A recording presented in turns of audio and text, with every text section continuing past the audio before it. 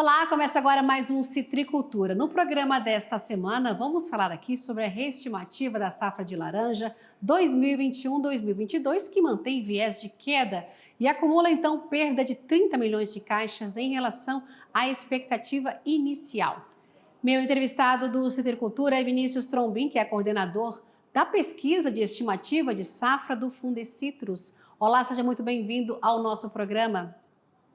Olá, Simone, tudo bem? Obrigado pela oportunidade. Tudo jóia por aqui. Vinícius, eu quero começar te perguntando de quanto deve ser, então, a safra de laranja 21-22, quantas caixas vão ser produzidas no cinturão aí, no cinturão de São Paulo e no Triângulo Mineiro? Isso. Bom, a expectativa nesse momento é de uma produção de 264 milhões de caixas, aproximadamente, e essa é uma projeção de 30 milhões de caixas a menos do que a primeira estimativa que foi feita em maio, que representa uma queda de mais de 10%. Então, a segunda reestimativa da safra de laranja de dezembro é de um pouco mais de 264 milhões de caixas, né, de 40 quilos, né, 40,8 quilos. E com essa nova projeção, a safra recua em relação à reestimativa de setembro. Esse viés de queda, ele vem se mantendo desde quando, Vinícius?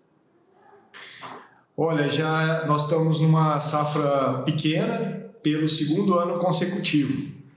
Na safra anterior ela também foi uma safra pequena e esse ano se repetiu. E as reestimativas, elas estão diminuindo dessa projeção inicial. Então, a reestimativa primeira, que foi em setembro, ela já diminuiu, e essa segunda reestimativa diminuiu mais um pouco.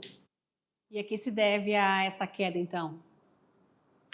Bom, foram as secas, a seca, né, esse longo período de estiagem, já é o segundo ano consecutivo de uma seca intensa, e também as geadas que aconteceram neste ano.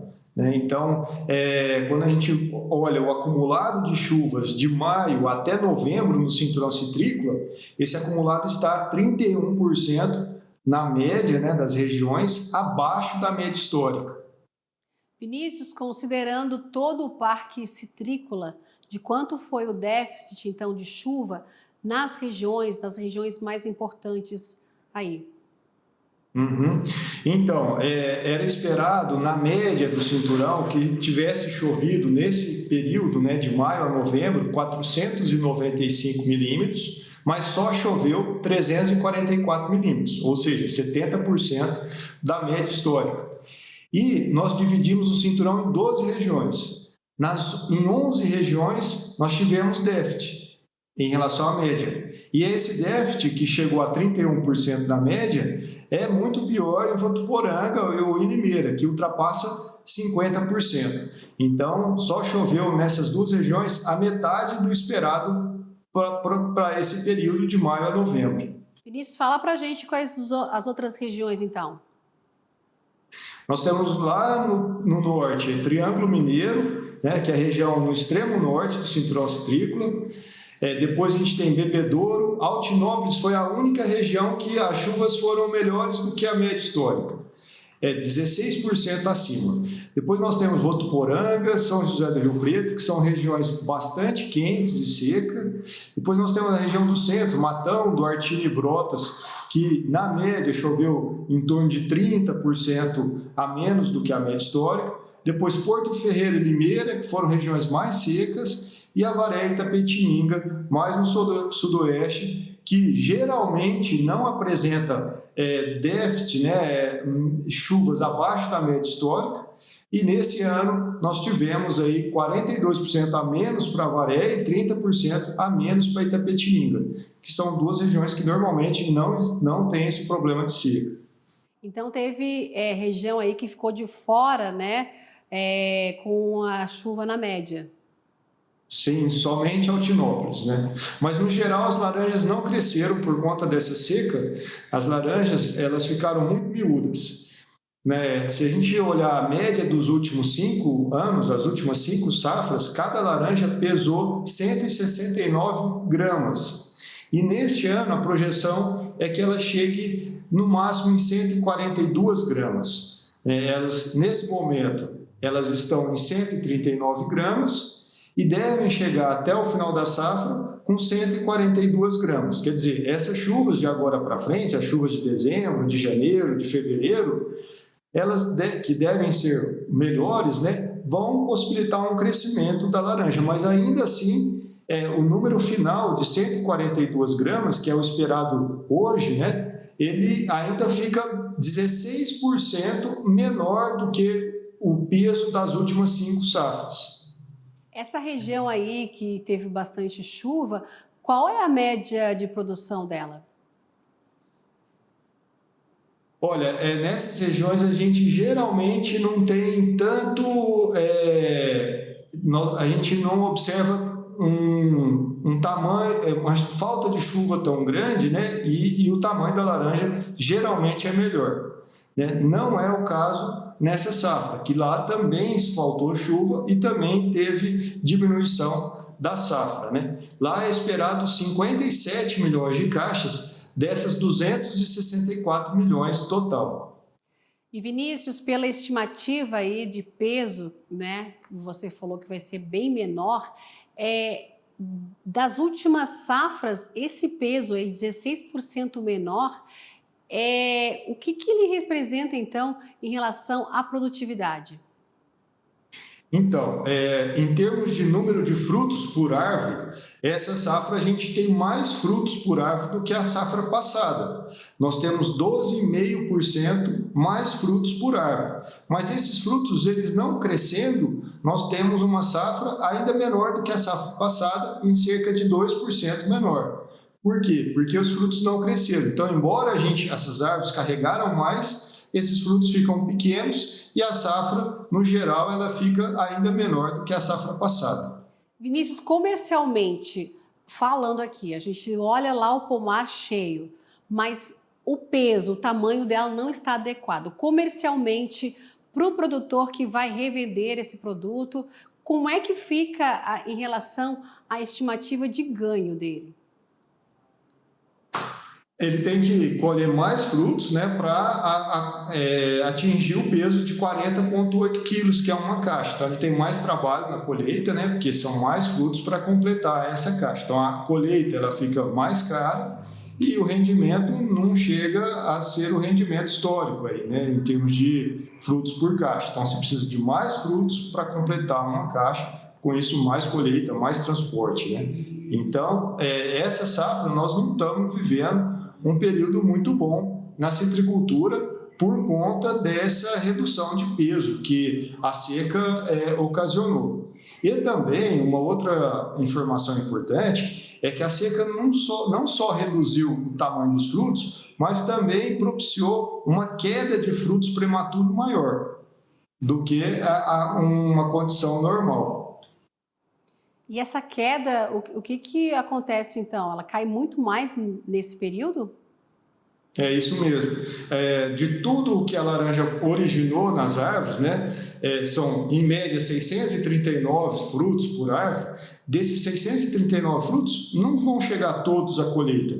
Cerca de 21% vai cair antes de atingir o ponto de colheita. Então, de tudo que originou nas árvores, somente 71% desses frutos é que realmente chegam até o ponto de colheita, até o momento da colheita.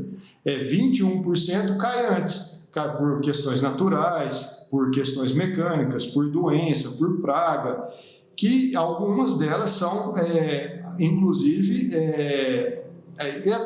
mais pronunciadas, né, por conta do clima, né? É o caso, por exemplo, da geada, que também ocasionou perda de frutos nessa safra. Uma outra questão também que a seca proporcionou a maior queda foi a rachadura de casca. Então, os frutos, quando eles, na fase seca, eles interrompem o crescimento, mas quando as chuvas retornam, o crescimento retorna também. Mas algumas frutas, a casca não tem as condições de elasticidade, acaba se rompendo. E esses frutos acabam caindo prematuramente também com a casca rompida. É o que a gente chama de rachadura da casca, que foi, sim, um problema nessa safra em muitas regiões. E essa casca rompida, o fruto, a laranja, ela fica mais tempo no pé ou ela também cai, como você falou, mas ela também pode ficar no pé? E se ficando no pé, comercialmente, na hora do produtor vender essa fruta, vai ter algum problema? Essa fruta ela não vai ser vendida, né? Ou ela cai, ou se ela chegar no momento da colheita, o colhedor ele separa e exclui essa fruta para ela não seguir o fluxo aí de transporte e chegar até o consumidor ou a indústria. Ela não chega no consumidor. Agora, Vinícius, a estiagem que vimos aí reduziu o nível dos rios e reservatórios.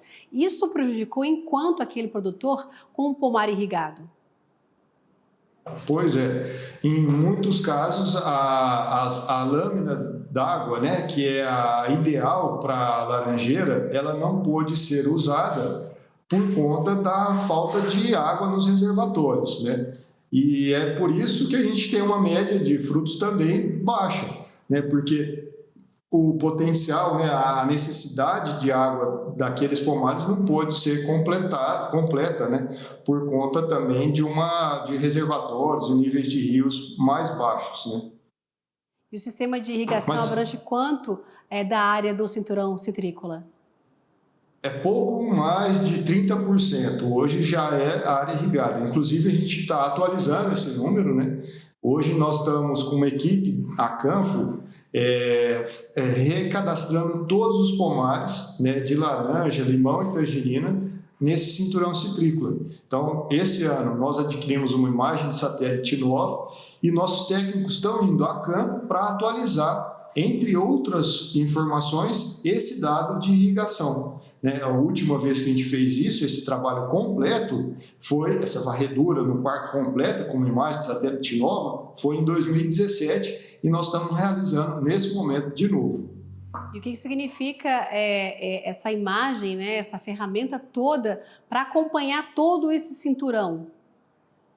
Olha, isso significa que a citricultura tem informação na ponta do lápis, né? Então, nós temos informação muito atualizada, é uma radiografia completa do setor que fica disponível para todos os citricultores, para todos os agentes da cadeia produtiva para tomada de decisões melhores, né? Então, saber qual que é o espaçamento que está sendo adotado, quais as variedades que estão sendo plantadas, né? Quais as regiões que estão sendo plantadas, onde as produtividades são mais elevadas, isso tudo ajuda os citricultores a tomarem melhores decisões. Tá certo. Vinícius, o Laninha, que está em atuação desde a primavera, e os meteorologistas falam, né, que deve se estender ainda para 2022, como está o nível de estresse, então, do citricultor? O Laninha começou nessa primavera, né, e deve se estender, como você disse, até o outono do ano que vem. E ele provoca o que a gente está observando, né? Menos chuvas aqui no Sudeste, na região do cinturão citrícola, e estiagens regionalizadas, né? Então, as chuvas elas são pontuais em determinadas localidades, longos períodos de estiagem, mas ela também traz um esfriamento, né? Então, temperaturas mais baixas. A gente tem visto isso, né? Tanto é que esses dias, a madrugada, agora em dezembro, dos primeiros dias de dezembro, foi uma das mais frias dos últimos 3 anos para o período de dezembro. Então, isso é uma consequência do Laninha. Então, essas temperaturas mais amenas, mas também menos chuvas. O Laninha é uma consequência que a gente está vendo aí, mas outra dor de cabeça para o citricultor são as doenças causadas. O greening ainda é um entrave na produção da fruta da laranja no Brasil?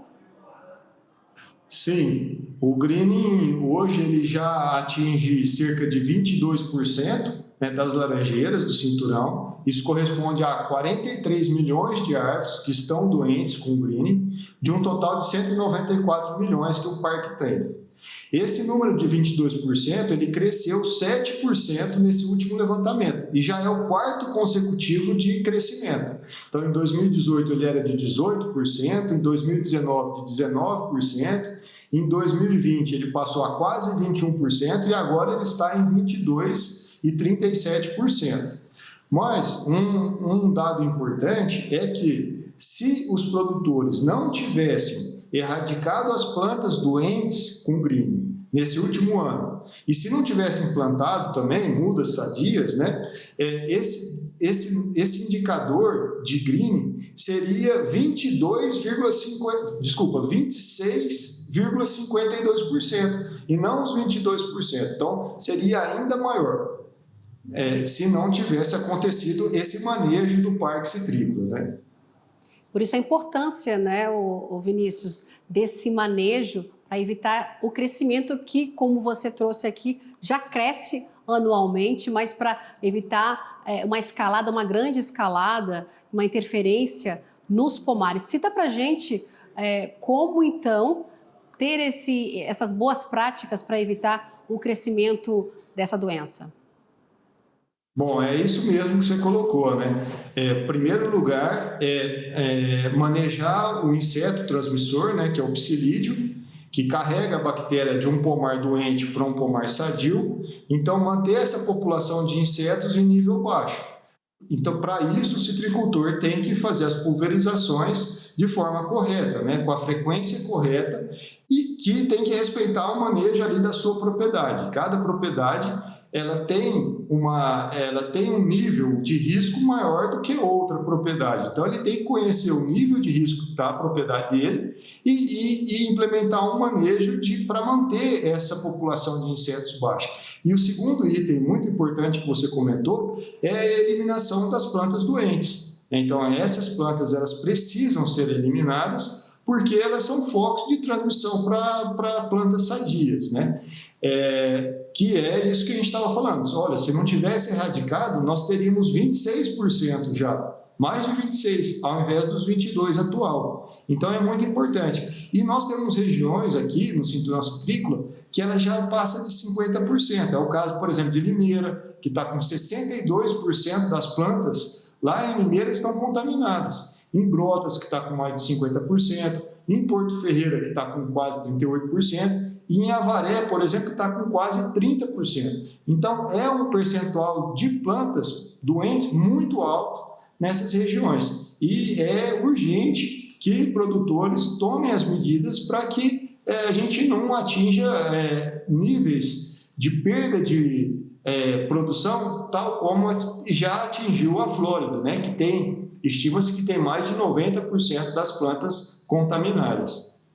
É muita coisa, por isso que a importância do citricultor adquirir mudas de qualidade. Sim, mudas, então ele tem que fazer o manejo correto dentro da fazenda, mudas de qualidade, né? Manter o psilídeo, né? O inseto transmissor da doença, e a população desse inseto em nível baixo, eliminar as plantas doentes, mas ele também precisa observar o entorno da propriedade.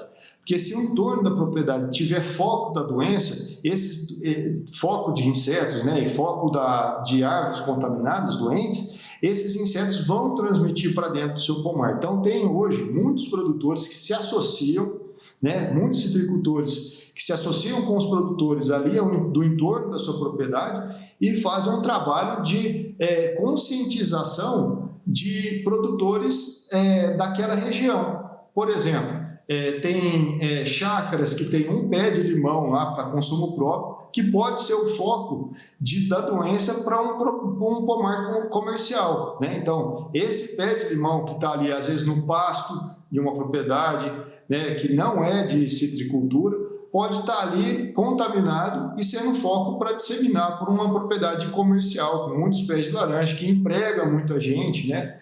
E destruindo valor aí na cadeia produtiva dos citros. Então, é muito importante esse trabalho em conjunto com outros produtores ao redor da sua propriedade e também dentro da propriedade com o manejo cultural, né, da cultura. Vinícius, eu queria que você comentasse a importância da contribuição desses resultados da pesquisa feita pelo Fundecitrus, de estimativa de safra. É com ela, então, que o produtor tem essa dimensão da citricultura e a pesquisa contribui para esse planejamento. Fala, então, dá a sua análise sobre essa importância do planejamento. Sim, então, a pesquisa, a grande importância da pesquisa, né, é a gente ter uma visão de longo prazo, né? Então, a gente consegue, o citricultor consegue saber com exatidão, com precisão, qual que é o tamanho da citricultura, né? Então, a gente tem uma perspectiva de consumo, essa e uma perspectiva do tamanho da citricultura, né? Então, quanto o país, o cinturão citrícola consegue produzir de laranja. Então, temos que plantar mais, né? Temos que plantar mais em qual região? Né? Esses levantamentos de doença também nos mostram a preocupação em determinadas regiões de risco, aonde não é recomendado acontecer o plantio, porque se esse plantio for realizado nessas regiões, a gente tem uma facilidade de contaminação muito grande, um risco muito grande para a cultura. Então, esses levantamentos, como a pesquisa de estimativa de safra, que traz números precisos sobre os pomares, sobre a produção, os levantamentos de doença são ferramentas que o produtor se baseia para tomar boas decisões. Então, em qual variedade plantar, com que espaçamento plantar, observar se a produtividade dele está em acordo, né, em linha com a produtividade da região dele, né? Então, são informações para o citricultor se autoavaliar, né? Para que ele possa se reconhecer quais são os aspectos positivos que ele está adotando na fazenda dele, né? Que está levando a uma produtividade ou um índice de doença menor do que a da região. E se não for isso, né? O que ele precisa de fazer, né? Enxergando os dados médios da região e se autoavaliando para tomar melhores decisões, né? Então, é fundamental, né, que isso aconteça, que esses dados continuem sendo levantados para que o setor tenha informação exata, precisa, e que ele, para o próprio crescimento do setor, né? Então, estrategicamente, é muito importante. Informações importantes para uma gestão. Agora, o Vinícius, para a safra 22-23, rapidamente, qual a expectativa para a produção de laranja no país? Olha, esse é o que todos nós queremos saber, né? Os citricultores, então é a grande informação do momento, né? Quanto a gente vai colher na safra que vem. E, de fato, hoje é muito cedo para a gente saber essa informação, né? Nós ainda estamos no momento pós-florescimento, né? Na maioria dos pomares, esse florescimento já aconteceu, né? Com essas chuvas que vêm acontecendo nas últimas semanas, né? Então, o florescimento já veio. Essas chuvas de agora, elas precisam continuar para que haja um bom pegamento dos frutos que vão surgir agora nas árvores, né? E as temperaturas, elas têm que ficar amenas também até passar um período de fixação desses frutos, né? Desses frutinhos que estão agora sendo desenvolvidos. Então, é ainda muito cedo para dizer o que vai acontecer na próxima safra, mas a gente pode garantir que o Fundecitrus está acompanhando todas as informações para trazer, no momento que se tem uma informação precisa, né, exata do que vai acontecer, o Fundecitrus vai trazer para o setor nesse momento, que vai ser no ano que vem, depois de todos os levantamentos concluídos. E o Citricultura também vai acompanhando por aqui. Vinícius Trombin, coordenador da pesquisa de estimativa de safra do Fundecitrus, muito obrigada pela sua participação aqui com a gente. Muito obrigado. Sempre um prazer falar com vocês e com todos aí que estão nos acompanhando. Obrigada a você também pela sua audiência. Você pode rever este programa no canal do AgroMais no YouTube. Continue ligado na nossa programação dedicada ao agronegócio 24 horas. A gente se vê por aqui. Tchau, tchau.